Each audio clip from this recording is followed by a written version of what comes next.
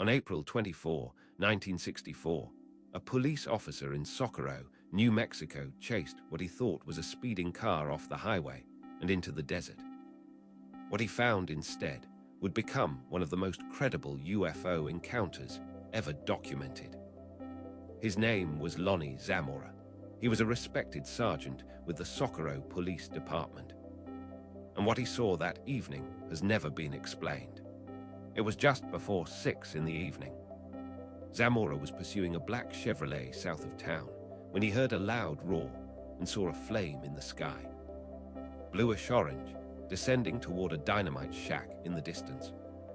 Thinking the shack might have exploded, he broke off the chase and drove toward the source. He navigated his patrol car up a rough gravel road and crested a small hill. That is when he saw it. Roughly 150 yards away, sitting in a shallow arroyo, was a white, egg-shaped object. It was smooth.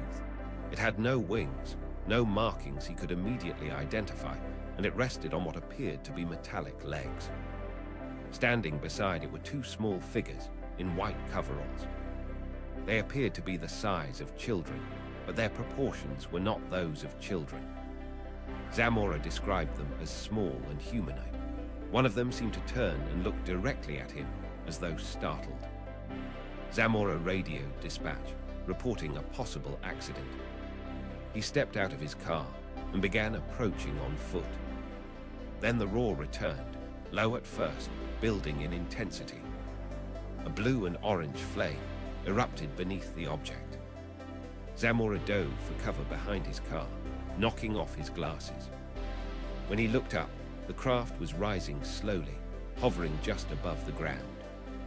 Then it accelerated into the sky and disappeared to the southwest over the mountains in complete silence.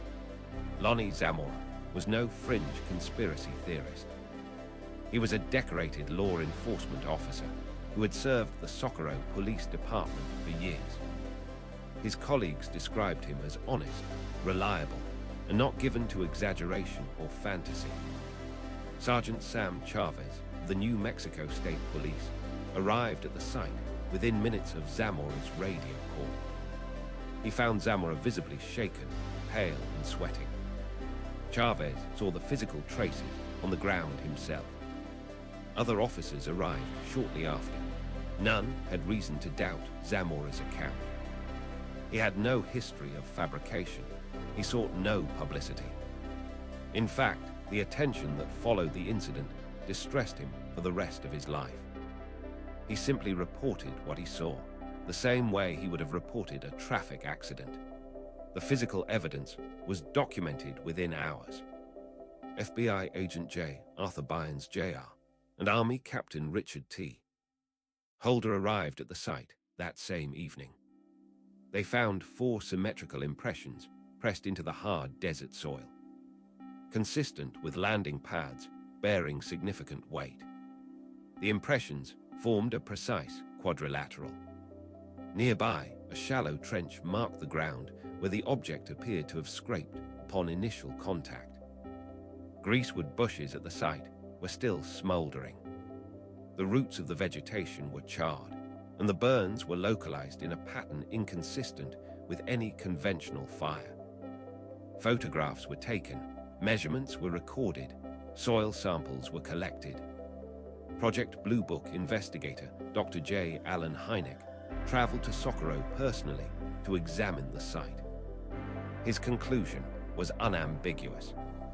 The case was classified as unknown, one of the very few in the entire history of the project to receive that designation. No official explanation was ever accepted. The Air Force floated theories ranging from a misidentified helicopter to a secret experimental vehicle. But none survived scrutiny. There was no helicopter traffic logged. No experimental craft matched the description or the physical evidence. Dr. Hynek himself later stated that he found no conventional explanation that fit the facts. Some researchers noted that official interest in the case seemed to quietly evaporate despite its extraordinary physical evidence. The Socorro incident was not debunked. It was simply set aside, filed under a classification that meant the United States government had no answer. Lonnie Zamora never changed his account. Not once in over 40 years did he waver on a single detail. The attention brought him no fortune and no fame he wanted. He avoided interviews when he could. He continued serving as a police officer in the same small town until his retirement. He passed away in 2009. The landing site remains identifiable to this day. The 4 impressions were documented so precisely that researchers still visit the location. The case file remains open. The classification remains unchanged, unknown. If a trusted police officer, an FBI agent, an Air Force scientist, and the physical ground itself all tell the same story, what exactly are we still waiting for before we listen?